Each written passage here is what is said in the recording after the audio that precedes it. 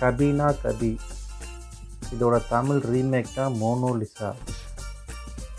1997 லாஸ்ட்டில் cassette release.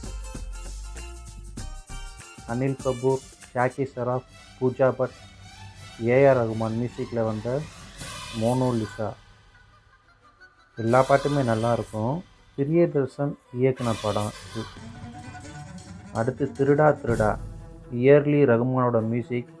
1993 வெளிவந்த album. Label வந்து மேக்னா சவுண்டு. குவாலிட்டி பக்காவாக இருக்கும். எல்லா சாங்குமே சூப்பராக இருக்கும். காதல் மன்னன் அதோட சேர்ந்து வந்திருக்கு இந்த கேசட்டில்.